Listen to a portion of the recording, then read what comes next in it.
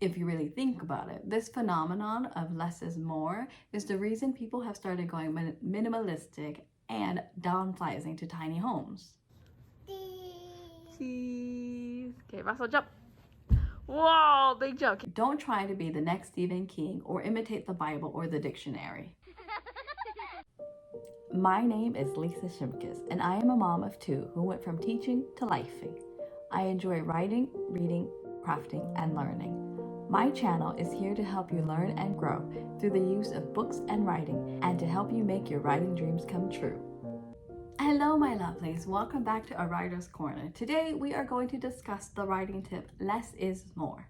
Before we do that, if you're an avid reader, chances are you write a lot. You enjoy expressing yourself in words, and chances are sometimes you may write too much. And there are consequences to this. I recently came upon the book Writing for Busy Readers by Todd Rogers and Jessica Lasky-Fink. One topic Rogers and Lasky-Fink wrote about is this idea of less is more. If you really think about it, this phenomenon of less is more is the reason people have started going minimalistic and downsizing to tiny homes.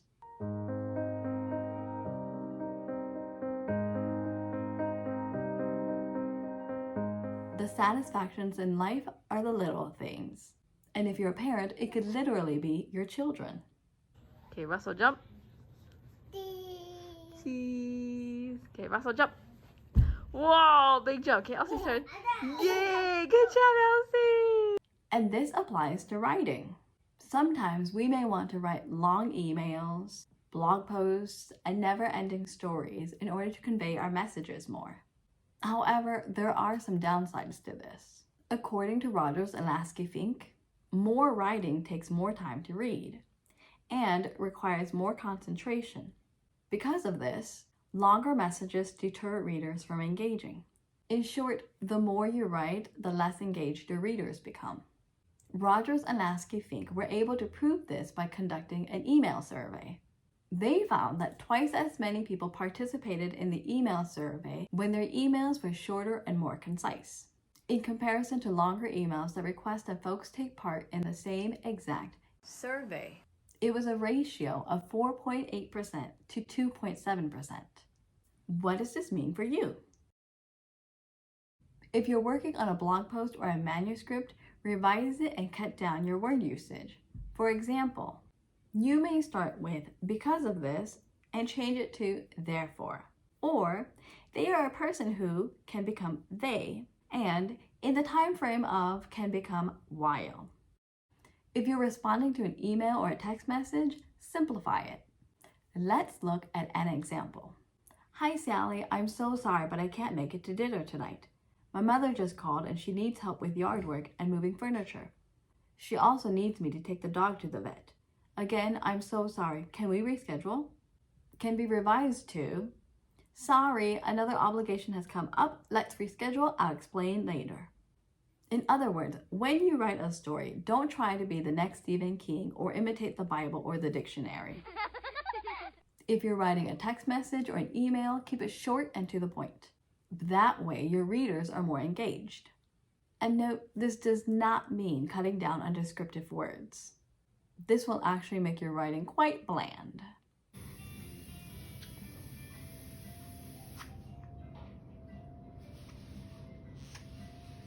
Instead, use precise words to convey your message. I highly suggest reading graphic novels to see how this is used. In conclusion, if you are an avid reader, you are a lover of words, and you may write too much.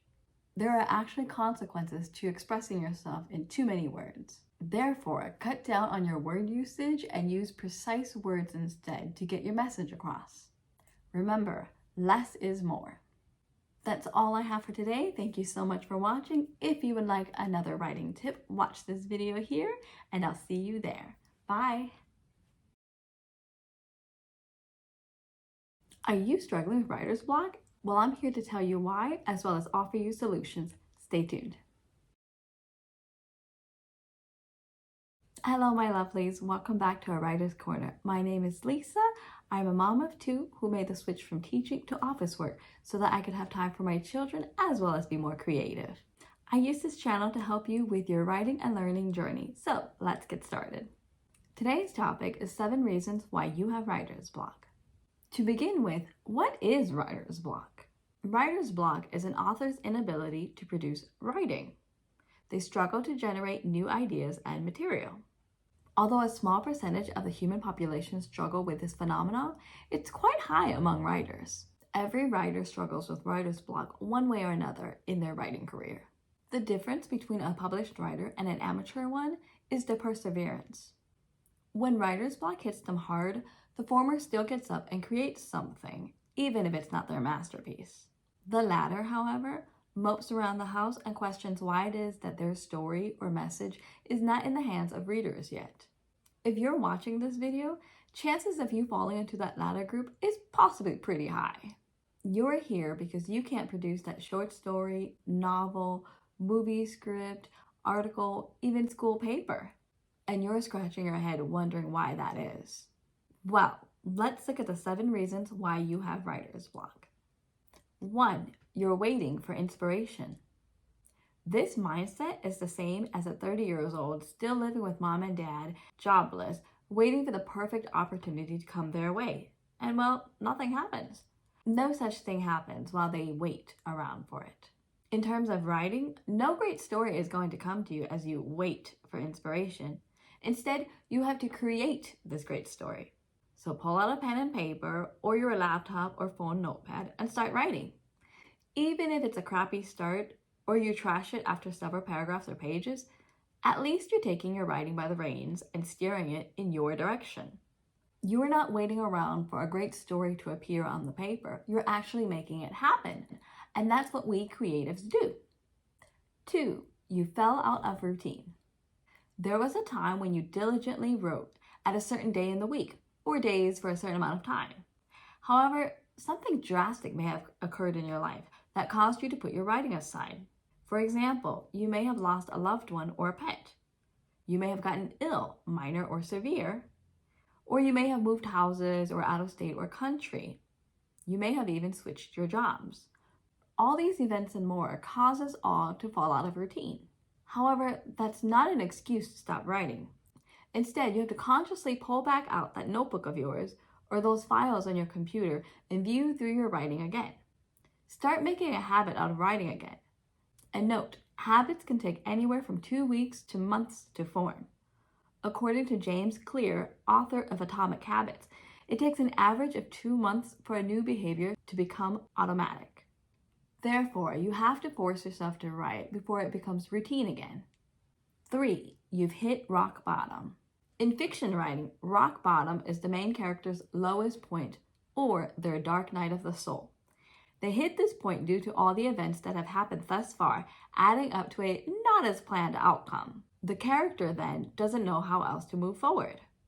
And this may be you. You may have hit rock bottom and you have no clue how else to move forward. You may have had a bad breakup or a divorce. You may have lost your job or that job promotion opportunity. You may also be done connecting with the negative, toxic people in your life, disrupting your routine. However, don't give up. I advise you to use the 5-second rule created by Mel Robbins and get up and start writing again. 4. You've lost interest. It's common to become interested in something, say a writing topic, and then fizzle out sometime later. An idea may have sparked in your head one day, and you spent the next few days to months working on it. But the more you worked on it, the more you grew tired of it. You'd rather be focusing on something else. And this is normal, much like a relationship. It's interesting and fun during the honeymoon phase because of our love hormones, but the chemicals eventually die down and normalize the relationship. And that's your relationship with your writing. Because of this, you must put energy into your writing to get something out of it. Again, like a relationship. And heck, put your energy into another piece of writing if no inspiration is coming your way at the moment. Is this a failed relationship then? Not necessarily. You can't expect a great book or relationship if you're not putting in any work or effort. To do this, designate some time just to write, even if it's just 5 to 10 minutes a day or a 15-minute session once a week. This minor yet critical action will actually change the way you feel about your writing. And before you know it, you'll be done with that manuscript, paper, or script. Before I continue with this list, write in the comment box below, what do you do to combat writer's block when you get it? Let's continue. 5. You have other obligations. I empathize with those of you who truly have no time to write because you're prioritizing other things in your life. You may have young children or an ailing parent. You have rent or a mortgage and other bills. You have student loan debts and so forth. Realistically, writing a book and waiting for the book to passively make you income is not going to pay the bills. We have to do other things aside from writing in order to make a living.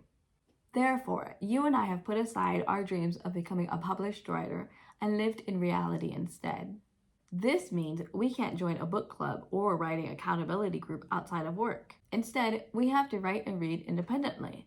This means doing some writing prompts on our own, journaling about our day, reading to our kids or partner, conducting research instead of playing video games on our phones, or rising early and staying up late just to write for about 10 to 30 minutes possibly. 6. You have other goals too. Did you know that writing is not the only thing that writers do? All writers do more than sit in front of their notebooks or computers all day. They may have a full-time job that has nothing to do with writing. They may be obtaining a higher education, teaching courses, creating video content, and so forth. These are other goals that a writer has aside from publishing a piece of writing. I admit, while attending college to become either a child psychologist or teacher, I didn't focus on writing. I couldn't. And boy, was my creative writing terrible as a result. However, I did do 2 things that kept my hopes and dreams alive: read and conduct research. I kept reading books of interest and I checked out research material or viewed them online whenever possible. And you can do the same too. Instead of focusing on your writing, focus on other things that still allow you to be creative.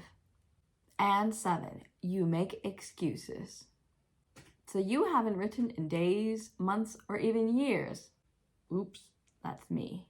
That piece of writing you started some time ago is still waiting for you to revisit it. And because you don't know how else to continue the plot, you've stepped away from it. And then you make excuses for why you can't get back to it, such as, I'm too busy with work, or I'm too busy with the kids. In actuality, you've got writer's block and you don't know how to help yourself. Like a relationship, your unfinished writing doesn't care what is happening in your life. It's also not going to wait around for you to come back to it. It's going to move on, and by that, I mean fade away from your head and hands.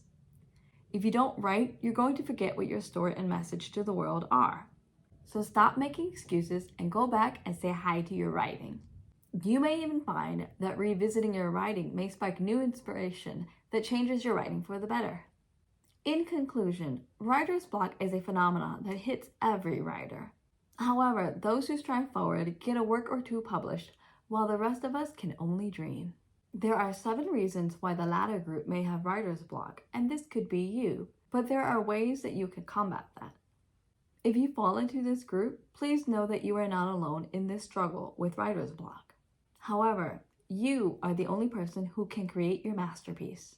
So take out your notebook or laptop and start writing that piece today. The world is waiting for you.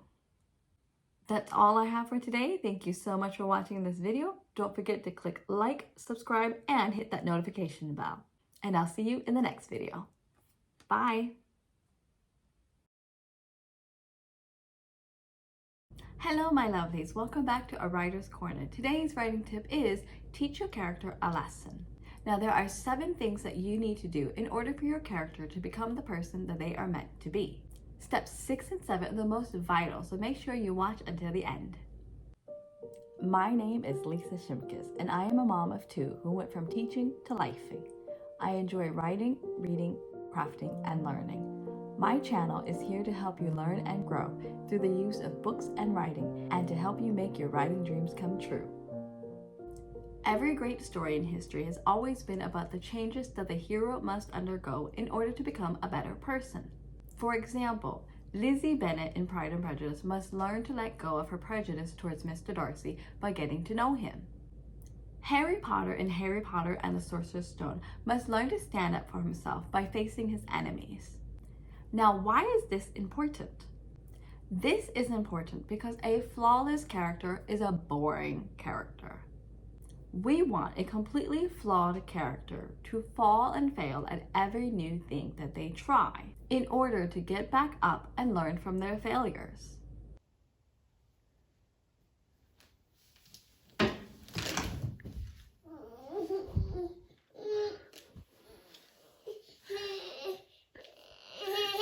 Come here. It's only through the failures that the character can rise victorious as a new, better character. Now, I named 2 book characters earlier. Now let's look at movie examples. Luke Skywalker in Star Wars A New Hope starts off as a kid on Tatooine who can only dream about exploring the galaxy. He's clueless and unable to help his mates when adventure comes along. However, by the end of the movie, he is determined and brave, and he uses his skills and talents to save the day. Sarah Connor in The Terminator starts off as a weak young lady. She literally has a protector around her, sent from the future. By the end of the movie, she is strong-willed, determined to live, and fights for her life. And this starts her journey to become the heroic mother that John Connor remembers her as. Phil in Jexy starts off as a quiet nobody. His only friend is his phone. And at work, as much as he wants a job promotion, he does the same boring thing every day. By the end of the movie, he has a circle of friends, a girlfriend, and that dream job. So how do you teach the character their lesson? In order to write such great movies or novels, you must teach your character a lesson. Here are 7 things you need to do for your character to become the person that they are meant to be. 1. Think about the overall lesson your character must learn from page 1 to the end. Here are some questions to consider. Do you want them to learn that they need romantic love or friendships? To learn that they need to be less stubborn or prideful? To accept that their family or friends are not good for them and that they need to start working on bettering themselves without these people? If you're unsure about what lesson you want your character to learn, use yourself as an example. What life lessons have you learned so far? Take one of those and place it on your character. 2. Remove your character from their comfort zone. If you look at the 3-act structure, you will see that Act 1 is the status quo world or the comfort zone for any character. In Act 2, they enter a different world, and this could be literal or metaphorical. They may go to a new school, move to a new town, their best friend may move away, or they may lose a partner or a parent. And this shift in the character's comfort zone is what forces them to start making changes. And the changes are what makes them the newer, better version of themselves. Here's a personal example. Back in 2013, I moved to Daegu, South Korea. I'm born and bred in the US, by the way. When I moved abroad, I had no friends and no family with me. Therefore, I had to learn to make new friends. I was very fortunate that the program that I went through allowed me to get to know other foreigners. I also had Facebook groups, and my British coworker introduced me to expats that he knew. I also had few pieces of comfort in my new apartment. Sure, I had a bed, a washer and dryer, few kitchen appliances, cold running water, and a roll of toilet paper. But I had no cell phone, no internet, no couch, not even food in the fridge or pantry. Once I was able to obtain all of this, which took about a month, it was only then that I was able to become more comfortable in my living situation. And by month 4, I was completely comfortable. Enough about me. Number 3, consider your character's weaknesses and their strengths. Now, why is this important? That's because the character's weaknesses get them into trouble and actually aids them in learning a new lesson in becoming the person that they're meant to be. And their strengths save them in the end. Consider what the weaknesses for your hero may be. Are they a people pleaser? Are they stubborn, selfish, too positive, or too negative? And then consider their strengths. Are they independent, decisive? Do they never give up on themselves? Do they stand up for others? 4, think about the secondary characters. Secondary characters help the hero learn their lesson. These people are crucial in the storyline and must be included. They could be a love interest, a neighbor, a friend, a coworker, even the villain. The secondary characters may vary, but they each help the hero learn their lesson in their own way. For instance, the main character may allow themselves to fall in love with the love interest, which may be their lesson. A neighbor, a coworker, or a friend may nudge them gently toward the direction they need to go, and the villain may defeat their ego, teaching the hero to look for a new tactic. 5. Think about opportunities that will help your character learn their lesson. Once you have done so, thrust the character into those opportunities/obstacles. This is the only way your hero will learn their lesson. And yes, you are literally telling them, my child, you must fall and fail in life. But don't worry, they won't stay down forever. You won't let them. Here are things to consider. Is your character afraid of heights? If so, have them jump down a couple steps, get on an elevator, or go on a kiddie roller coaster ride. Has the hero had their trust broken from previous relationships? If so, have them connect with others, such as new friends, new neighbors, or coworkers, to start building bonds and start feeling safe to trust again. Before I continue, I just want to let you know that this video is actually related to this other video. If you have yet to see it, head on over and watch that after this one. Now let's continue. 6. Play with the ending of your story. This is important because you need to show that your character has learned their lesson by the end of the story. So write your ending, multiple endings, to show that the character has made the necessary changes to become the person that they are meant to be. They have learned their lesson. For example, if they started off as extremely stubborn, show them considering others' opinions. If they have been a people pleaser, show them being assertive with their no's and taking time to themselves. If they have been careless about others and very selfish, show them considering the needs of others first. And 7, write your beginning. Now that you know how your character should be by the end, write or rewrite their beginning. Their beginning should be the opposite of their ending. Play around with the beginning as well. Write multiple beginnings and play around with the character's status quo world. In conclusion, once you have a story idea in mind, think about the lesson that your character must learn throughout the novel. This is vital in creating a compelling character who is to become a better version of themselves, to become the person that they are meant to be.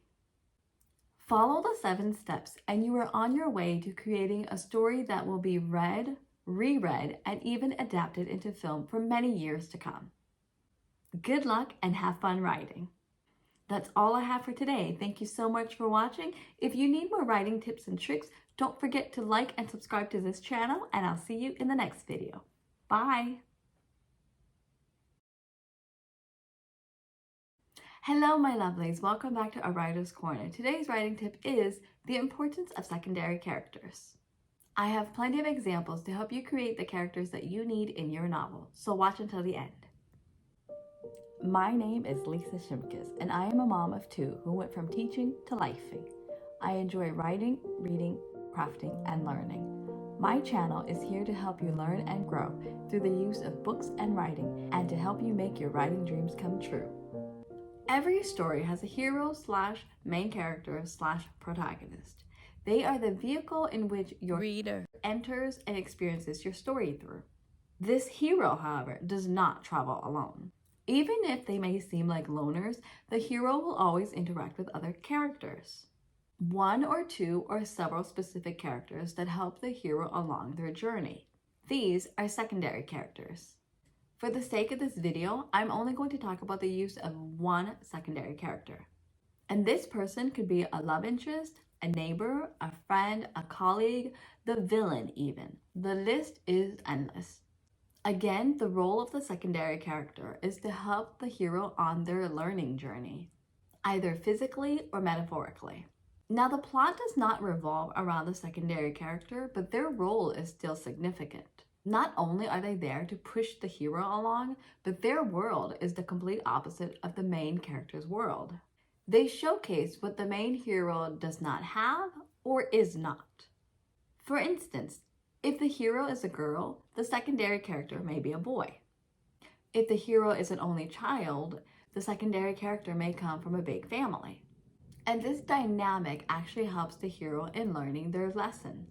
I have a video on the importance of the hero and learning their lesson. You can watch it here. You might be asking yourself, how does the secondary character help out? Simple, really. The secondary character is or has what the main character wants but does not need. The need is the hero's life lesson. It's also important to note that the secondary character has their own goals and motivations. It is just as important to focus on the secondary character as it is to focus on the main hero. Understanding the secondary character creates a more compelling story overall. Let's look at book examples of secondary characters. Fitzwilliam Darcy of Jane Austen's Pride and Prejudice.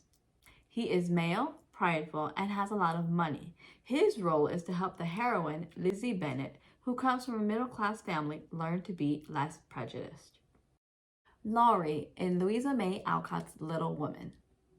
His role is to showcase what the role and responsibilities of a boy/man is in comparison to the four March sisters who are going through their changes of girlhood to womanhood. Laurie is also an only child in comparison to the four March sisters who have one another. Hermione Granger in J.K. Rowling's Harry Potter and the Sorcerer's Stone. In comparison to Harry, Hermione is a girl. She's book smart, does all her studies and homework, follows the rules. She's good in every sense possible. But she lacks friends until Halloween. Her role is to show Harry what life could be like if he were to be a know-it-all. I personally love the use of the secondary characters in Harry Potter and the Sorcerer's Stone. I highly recommend the book as research or study material as you create your own secondary characters. And what warms my heart about most of the secondary characters is the life lesson that they teach Harry. They tell Harry, hey, you're great the way you are. Don't stop being you. We don't care what your backstory is. You are an awesome kid and we all need you. I personally believe that we all need people like this in our lives to help us with this life lesson. Let's look at secondary characters in movies. Samwise Gamgee in The Lord of the Rings. Some backstory. Samwise, or Sam, is actually Frodo's gardener. He is also Frodo's best friend. His role as a secondary character is to not only support Frodo in getting the One Ring to its destination, but to showcase goodness in all ways possible. Sam is loyal, humble, and kind-hearted. His heart is so pure and selfless that even the ring cannot tempt nor manipulate him, in comparison to Frodo. Haku in the animation Spirited Away. Haku is part of the spirit world. He is strong-willed, determined, and brave, the opposite of the hero Chihiro, who is actually young, meek, and naive. Haku teaches the hero to be brave and to never give up, because if she does, she'll fade away from not only the spirit world, but her own human world. Samantha/Artemis in Ready Player One. Samantha is not only the love interest, but she is knowledgeable about the bad guys, whereas Wade, the hero, is clueless. With Samantha's help, Wade realizes the importance of living in reality and spending time with friends and family instead of a screen. In conclusion, the secondary characters are an integral part of any story. Their purpose is to assist the hero on their path to learning and growth. Now, although the plot does not revolve around the secondary character, they are still a part of the overall storyline. As you create characters for your writing, consider the role of secondary characters. How will they help the hero learn their overall lesson? And who will they be to this hero? Use the examples that I listed to help you create the secondary characters that you need in your world. I have a character profile chart in my novel writing kit that can help you create those characters. See the description box below. And that's all I have for today. Thank you so much for watching this video. I look forward to seeing you in another video. Good luck and have fun writing. Bye.